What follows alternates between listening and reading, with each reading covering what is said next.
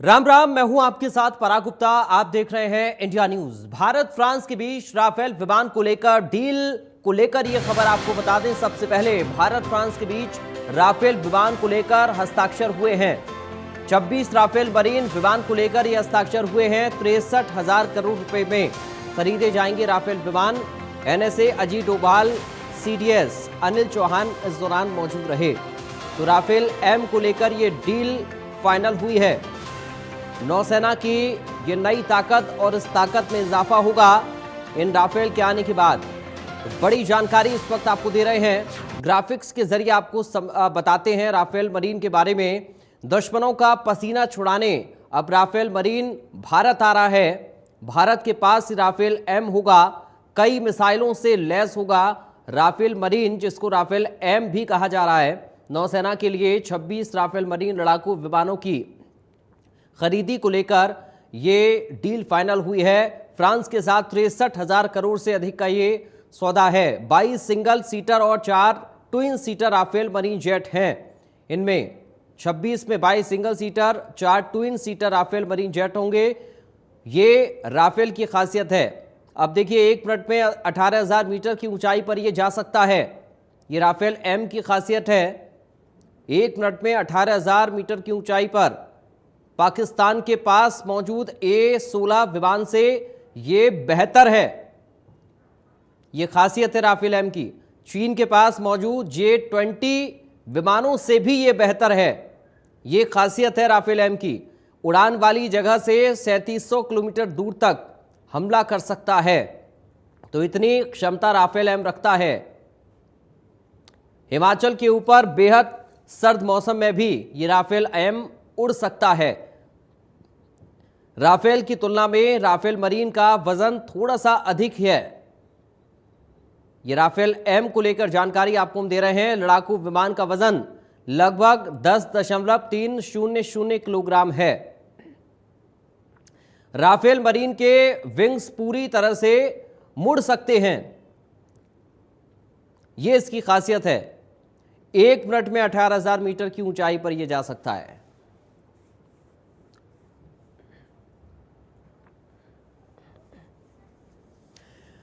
रक्षा मंत्रालय की स्थायी समिति की बैठक खत्म हो गई है। एक और बड़ी जानकारी आपको बता दें, बैठक शुरू होने से पहले 2 मिनट का मौन रखा गया। बैठक में पहलगाम हमले पर कोई चर्चा नहीं हुई। सैन्य तैयारियों को लेकर कोई भी चर्चा नहीं हुई। किसी भी सांसद ने पहलगाम के मुद्दे को नहीं उठाया। पूर्व केंद्रीय मंत्री राधा मोहन ने बैठक की अध्यक्षता की। बैठक में नेता प्रतिपक्ष राहुल गांधी भी मौजूद रहे। तो सैन्य तैयारियों को लेकर कोई चर्चा इस बैठक में नहीं हुई है। रक्षा मंत्रालय की स्थायी समिति की बैठक खत्म हो गई है।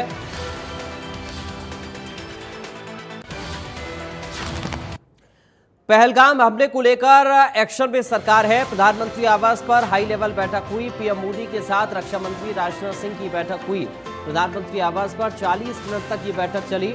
एनएसए अजीत डोभाल भी बैठक में शामिल रहे।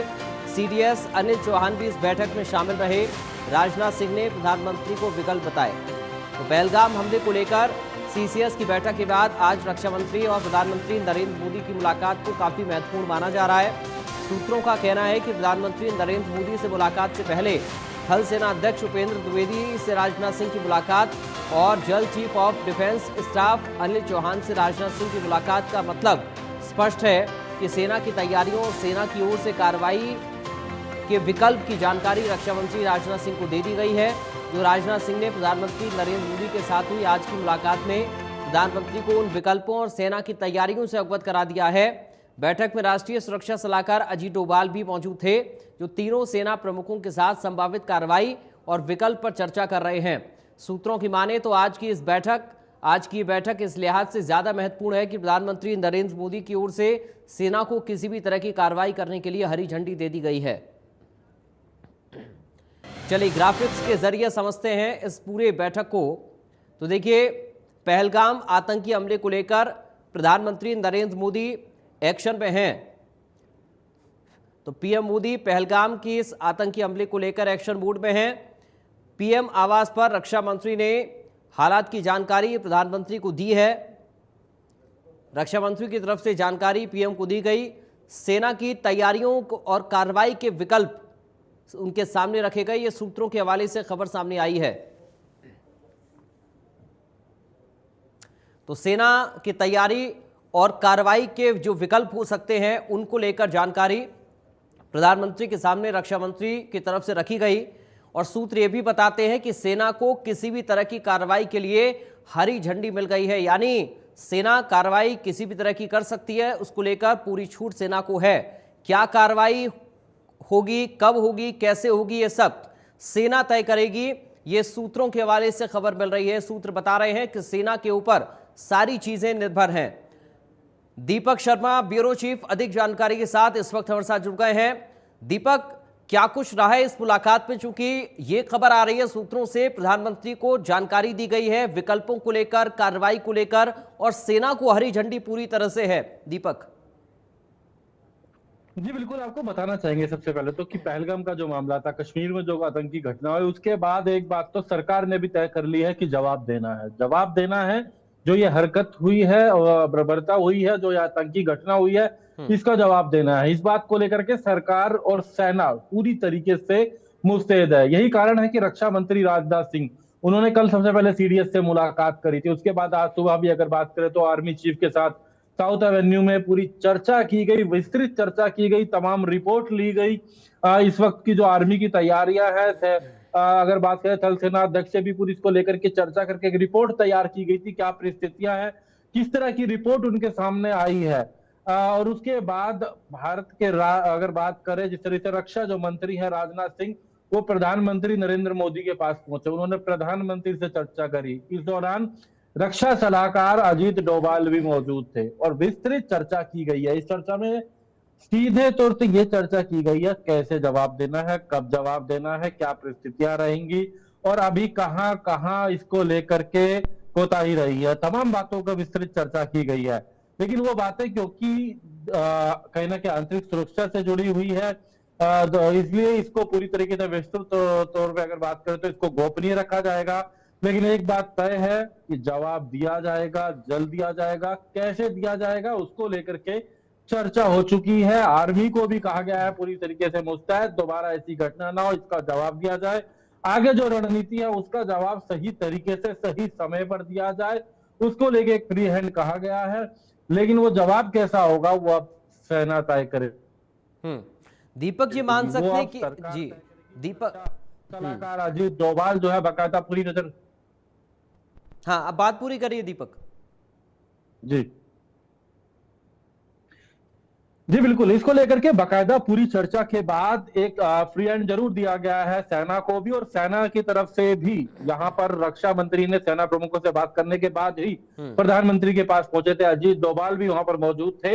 और क्योंकि जो भी चर्चा रही है, जो जानकारी आई है, उसको अभी गोपनीय रखा जाना है क्योंकि ये देश की आंतरिक सुरक्षा जुड़ा मामला है। लेकिन जवाब दिया जाएगा और आर्मी को भी फ्री हैंड दिया गया है। फ्री हैंड, अब कोई ऐसी घटना हो तो उसका तुरंत जवाब, लेकिन आगामी रणनीति को लेकर के भी जवाब, एक मौके की अगर बात की जाए तैयारी के साथ। क्योंकि पाकिस्तान से भी ये जानकारी आ गई है कि किस तरीके से पाकिस्तान ने अपनी सैन्य सुरक्षा जो है वो कड़ी कर दी है बॉर्डर के पास। ये पूरी जानकारी आई है। बिल्कुल दीपक, ये माना जा सकता है कि पाकिस्तान में अंदर खाने माहौल काफी ज्यादा हलचल वाला है। बहुत शुक्रिया आपका तमाम जानकारी और उस पूरी बातचीत के लिए। दीपक शर्मा हमारे ब्यूरो चीफ जानकारी हम तक पहुंचा रहे थे।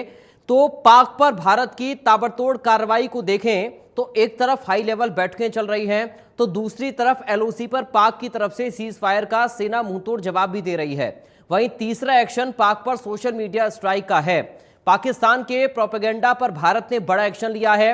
सरकार ने 16 पाकिस्तानी यूट्यूब चैनल बैन कर दिए हैं। पाक न्यूज चैनल्स के सोशल मीडिया प्लेटफॉर्म पर भी बैन लगाया गया है। पाकिस्तान के प्रोपेगेंडा पर भारत का ये बड़ा एक्शन है।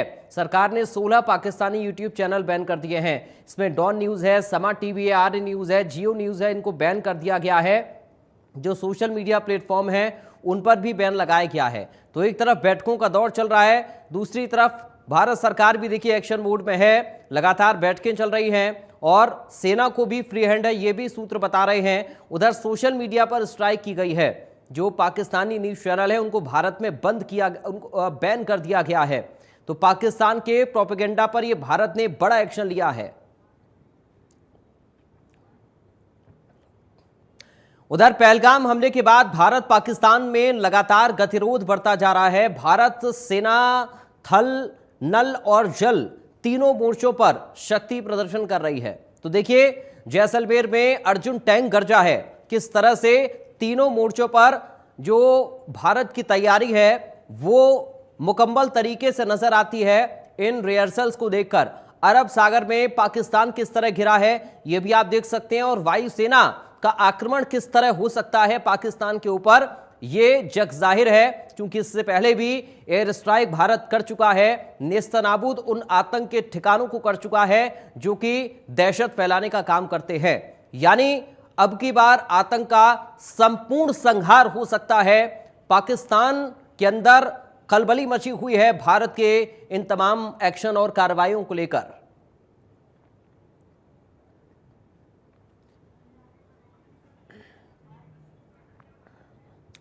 चलिए आपको ग्राफिक्स के जरिए भारत और पाकिस्तान के बीच गतिरोध से जुड़ी ताजा घटनाओं पर जोर देते हैं। अब देखिए आतंकी हमले के बाद देश में बैठकों का दौर लगातार चल रहा है और इसकी पल पल की जानकारी इंडिया न्यूज आप तक पहुंचा रहा है कि किस तरह की बैठकें किन किन नेताओं के बीच में हो रही हैं, किन ब्यूरोक्रेट्स के बीच में बैठक हो रही है, सेना को लेकर क्या अपडेट है बैठक को लेकर। आतंकवाद के खात्मे के लिए लगातार ऑपरेशन जारी है, यानी भारत सरकार फुल एक्शन मोड में इस वक्त है आतंकवाद के खात्मे को लेकर। और इससे पहले भी तमाम बयान राजनीतिक तौर पर भी आतंकवाद को लेकर हमने सुने सरकार की तरफ से कि आतंकवाद के खात्मे को लेकर सरकार पूरी तरह से एक्शन मोड में है। एलओसी पर पाकिस्तान की फायरिंग का मुंहतोड़ जवाब लगातार भारतीय सेना दे रही है। जो सीज फायर का उल्लंघन एलओसी पर पाकिस्तान कर रहा है उसका मुंहतोड़ जवाब भी उसको लगातार मिल रहा है भारतीय सेना की तरफ से। अब देखिए एक तरफ तो भारत का एक्शन लगातार सामने आ रहा है, लेकिन इससे पाकिस्तान की टेंशन बढ़ रही है। अब पाकिस्तान की टेंशन क्या है वो भी आपको हम ग्राफिक्स के जरिए बताते हैं और समझाने की कोशिश करते हैं। तो देखिए पाकिस्तान ने एलओसी पर जवानों की तैनाती बढ़ा दी है। पाकिस्तान चूंकि अब टेंशन में आ गया है भारत के एक्शन को देखते हुए। पाक नेता लगातार गीदड़ भभकी पर उतर आए हैं, गीदड़ भभकियां दे रहे हैं भारत को पाकिस्तान के नेता।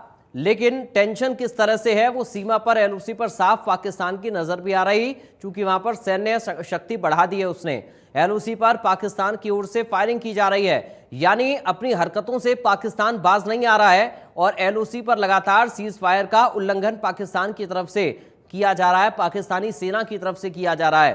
जो पाकिस्तानी रेंजर हैं वो लगातार एलओसी पर फायरिंग कर रहे हैं और उसका मुंहतोड़ जवाब भी भारतीय सेना दे रही है। लगातार उड़ान भर रहे हैं पाकिस्तान के फाइटर जेट। तो ये गीदड़ भभकी आप समझ सकते हैं, पाकिस्तान गीदड़ भभकियां देने में लगा हुआ है भारत को, लेकिन अंदर ही अंदर जरूर पाकिस्तान को टेंशन खाई जा रही है कि आखिर भारत का बड़ा एक्शन क्या होगा।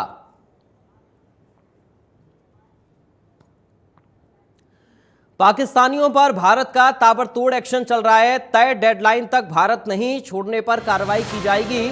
3 साल की जेल या 3 लाख रुपए जुर्माना लग सकता है। मेडिकल वीजा वालों को भी कल तक वापस जाना होगा। तो देखिए भारत लगातार ताबड़तोड़ एक्शन में पाकिस्तान के खिलाफ है। जो लोग पाकिस्तानी हैं और भारत में हैं उनका वीजा कल खत्म हो जाएगा, ये निश्चित हो चुका है। जो लोग मेडिकल वीजा पर हैं उनको भी कल तक भारत छोड़कर पाकिस्तान वापस जाना होगा।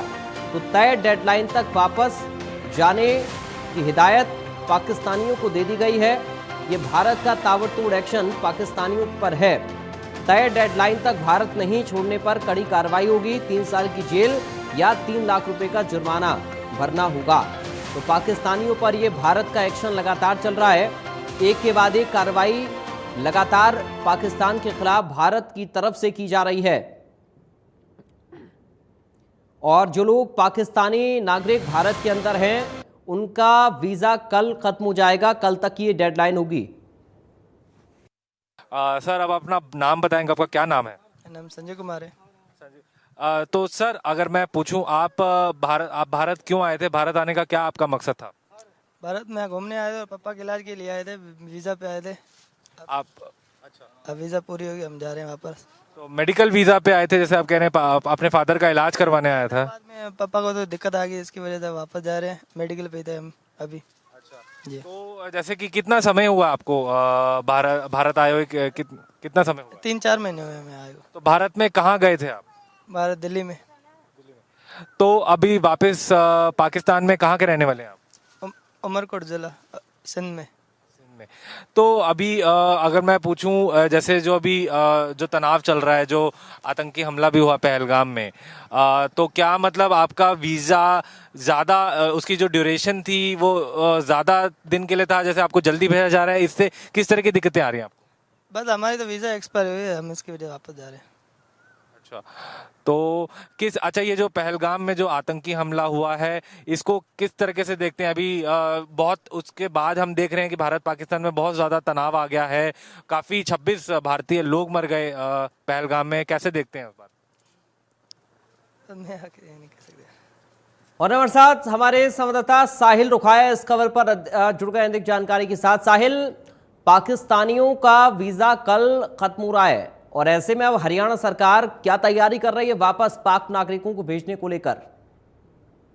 बिल्कुल पराग, जिस तरीके से जम्मू कश्मीर के पहलगाम में 22 अप्रैल को जो आतंकी हमला हुआ उसमें 26 लोगों की जो है वो जान चली गई, तो इसको लेकर लगातार भारत सरकार जो है वो सख्ते में है। भारत सरकार की ओर से लगातार पाकिस्तान के खिलाफ एक के बाद एक एक्शन जो है वो लिया जा रहा है। पिछले दिनों देश के गृह मंत्री अमित शाह की ओर से तमाम राज्यों के मुख्यमंत्रियों के साथ बातचीत की गई थी। उनमें साफ तौर पर दिशा निर्देश दिए गए थे कि जो पाकिस्तान नागरिक उनके इलाके में रह रहा है, उनके स्टेट में रह रहा है, तो जल्द से जल्द उनकी रिपोर्ट जो है वो बनाई जाए और साथ ही साथ 27 तारीख तक यानी कि 27 शाम को उनको जो है वो वापस भेजने की डेडलाइन जो है वो रखी गई थी। यानी कि हरियाणा के मुख्यमंत्री नायब सिंह सैनी की ओर से भी कहा गया था कि जो भी पाकिस्तानी नागरिक है हरियाणा के अंदर, वो 27 तारीख तक या तो जो है वो भारत छोड़ दे या फिर उनके खिलाफ सख्ती से एक्शन लेने का काम हरियाणा सरकार की ओर से किया जाएगा। तो कल शाम 6 बजे तक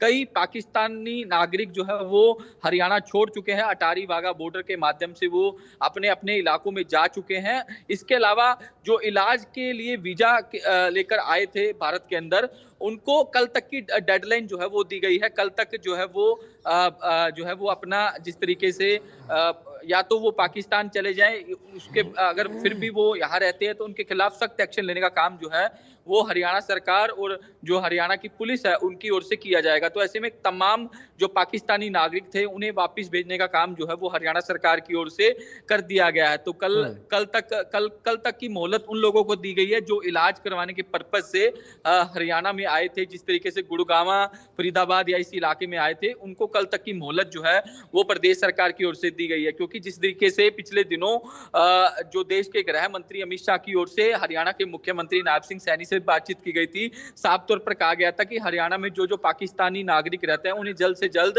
वापस भेजने का काम करें। और उसके बाद लगातार मुख्यमंत्री नायब सिंह सैनी की ओर से एक बैठक बुलाई गई, उच्च स्तरीय बैठक जो है वो बुलाई गई। इस बैठक के अंदर हरियाणा के डीजीपी शत्रुजीत कपूर, हरियाणा के जो एडीजीपी सीआईडी सौरभ सिंह, इसके अलावा हरियाणा की होम सेक्रेटरी सुबीता मिश्रा, हरियाणा के चीफ सेक्रेटरी अनुराग रस्तोगी भी जो है वो शामिल थे। तमाम तरह के दिशा निर्देश जो है वो जारी कर दिए गए। कहा गया कि जल्द से जल्द पाकिस्तानी नागरिकों को जो है वो चलिए, बहुत शुक्रिया आपका साहिल जानकारी और इस पूरी बातचीत के लिए।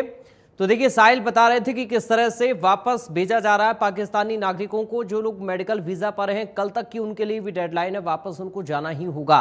अब देखिए, जो लोग वापस जा रहे हैं, जो पाकिस्तान के नागरिक भारत में हैं और जो वापस जा रहे हैं पाकिस्तान, उनसे अटारी बॉर्डर पर बातचीत हमारे सहयोगी ने की है। क्या कुछ उनका कहना है, आप सुनिए जरा। हम अटारी बॉर्डर के पास एक दुकान में है जहां एक हमारे साथ जो व्यक्ति हैं जो आज भारतीय जो वीजा की जो जितने भी पाकिस्तानी भारत आए थे उनके वीजा की अवधि समाप्त हो चुकी है, तो ये वापस अब पाकिस्तान जाने की तैयारी में है। और एक शख्स हमारे साथ बैठे हैं। सर, आपका क्या नाम है? मेरा नाम चनुमल है सर। आप भारत में कब से रह रहे हैं और किस पर्पज से आप भारत आए थे? हम आए थे अपने मुल्क में आए थे, पर क्या तो हमारे 2 बच्चे उधर रह गए, इस वजह से मैं जा रहा हूँ वापस। तो आप कह रहे हैं कि आपके 2 बच्चे पाकिस्तान में रह गए, तो आप उनको वापस लेने जा रहे हैं? जी हाँ, वापस लेने जा रहा हूँ उधर, इस वजह से जा रहा हूँ। और कोई दिक्कत नहीं है हमारे को, भारत में खुश हूँ मैं।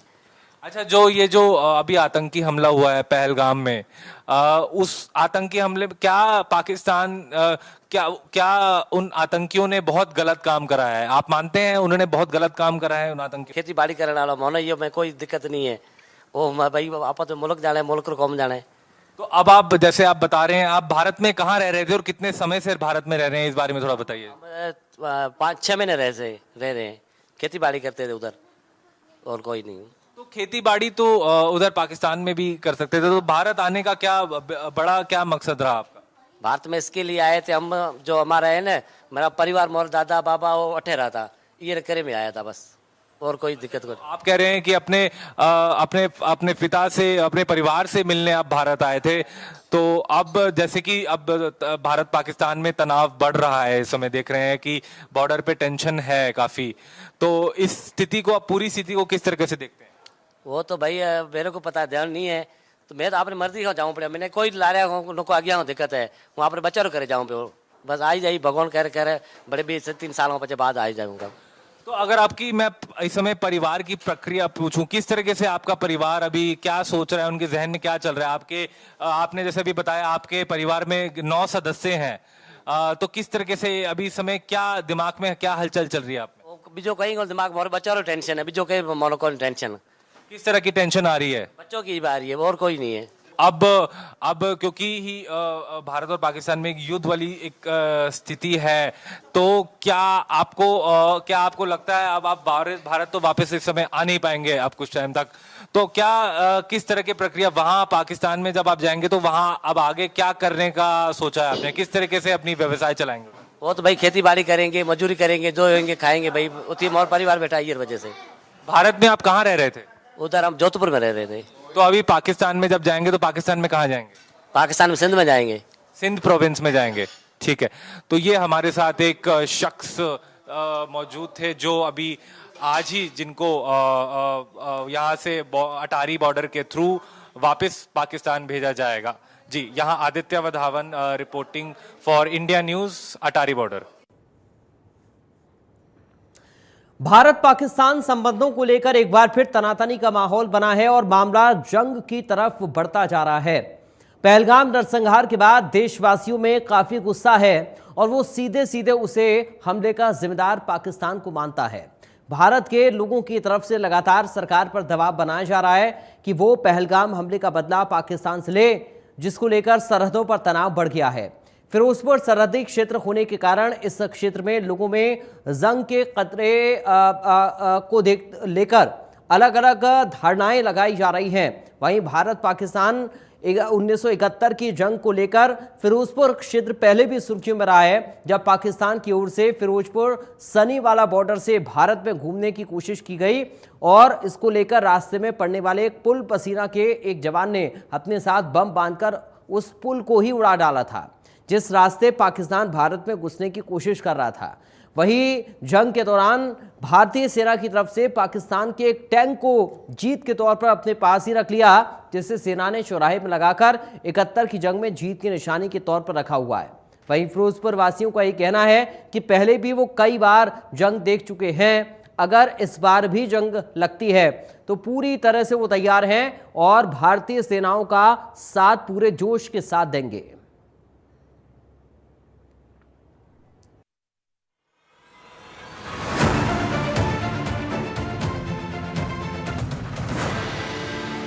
मैं कमल मल्होत्रा फिरोजपुर से इंडिया न्यूज का रिपोर्टर हूं। मेरा जन्म स्थान फिरोजपुर है और मैं फिरोजपुर शहर का रहने वाला हूं। बचपन से ही हमारे पिता और दादा की तरफ से हमें देश के जवानों की बहादुरी के किस्से सुनाए गए थे, जिन्होंने 1965 और 1971 की लड़ाई देखी थी। वो हमें बताते थे कि यहाँ पे कैसे जंग लड़ी जाती है। इस टाइम हम फिरोजपुर के बॉर्डर के बहुत नजदीक खड़े हैं, जहाँ पे आप देख सकते हो मेरे पीछे एक बहुत बड़ा टैंक खड़ा है, जो कि पाकिस्तान के सैनिक जो हमारे हुसैनी वाले बॉर्डर की तरफ से फिरोजपुर में लाने की कोशिश कर रहे थे, जिसकी कोशिश को हमारे जवानों ने विफल कर दिया और ये टैंक को अपने कब्जे में ले लिया। और जवानों की जो शूरवीरता दिखाते हुए इस टैंक को म्यूजियम के रूप में फिरोजपुर के एक चौराहे पे लगाकर दिखा दिया है कि फिरोजपुर के जवानों की जो ताकत है और फिरोजपुर के जवानों की जो शक्ति है जिसके कारण जो हुसैनी वाले से जो टैंक इस पार नहीं आए, वहां पे ही छोड़ के पाकिस्तान के सैनिक भागे। उस टैंक को अब चौक पर लगाकर जवानों की वीरता का प्रतीक बताया जा रहा है। जी, हम अब आगे चलेंगे और बॉर्डर के लोगों से बात करेंगे इसके बारे में।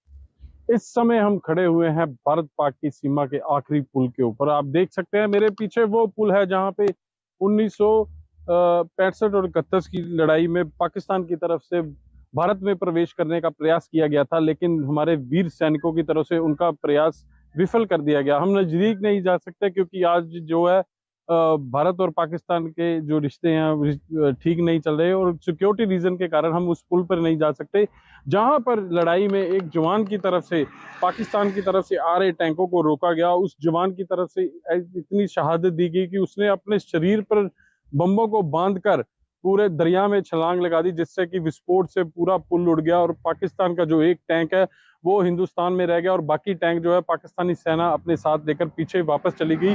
और पाकिस्तानी सेना का इतनी हिम्मत नहीं पड़ पाई कि वो दोबारा हिंदुस्तान की तरफ मुख कर सके और जो है वो टैंक भारत के कब्जे में आ गया। जो हमने आपको पहले दिखाया है बरकी चौक पे खड़ा हुआ वो टैंक पाकिस्तान का टैंक है। पाकिस्तान को मुंह तोड़ जवाब दिया हिंदुस्तान के जवानों ने। जय जवान जय किसान का नारा यही दोहराता है फिरोजपुर की इस बॉर्डर पर, जहां पे किसान भी रहते हैं जो तारों के पार खेती भी करते हैं और साहस भी दिखाते हैं। बात अगर की जाए हिंदुस्तान के जवानों की तो वो मिठाई देते हैं दिवाली पे, आज़ादी दिवस पे। अगर जरूरत पड़े तो पाकिस्तान की तरफ से जो उनको ठेस पहुंचाई जाती है तो उसका जवाब भी देना जानते हैं जवान जो सरहद पर बैठे हुए हैं। ऐसा ही कुछ मंजर देखने आया था लड़ाइयों में जो 31 और 65 की, जहां पर भारतीय जवानों ने मुंह तोड़ जवाब दिया था। इस समय हम खड़े हुए हैं फिरोजपुर के सबसे नजदीक गांव जो कि बॉर्डर के बिल्कुल साथ लगता है, हुसैनी वाला वर्कशॉप में। तो यहाँ पे हमारे साथ गांव के कुछ लोग मौजूद हैं, उनसे जानते हैं जिन्होंने पहले लड़ाइयों के किस्से भी सुने अपने बुजुर्गों से और लड़ाइयाँ कुछ देखी भी, और इन्होंने क्या इनसे पता करते हैं कि इनके हौसले अब क्या है। अगर कुछ बॉर्डर पे तनाव चल रहा है तो गांव वालों में क्या चल रहा है, गांव वाले कितने हौसले में हैं, इनसे बात करते हैं। अगर मान लीजिए यहाँ पे कुछ जंग का माहौल बनता है तो आपका क्या है? हमारे यहाँ पे बुजुर्गों ने भी जंग देखी है 71 और 65 की, और हम भी बीएसएफ और आर्मी के साथ हैं। अब भी हमारे जितने नौजवान हैं, जितने यहाँ के गांव के रहने वाले हैं, कंधे से कंधा मिलाकर अभी भी हम आर्मी का साथ देंगे, जो क्योंकि हमारे बुजुर्गों ने भी पहले जंगें देखी हुई हैं।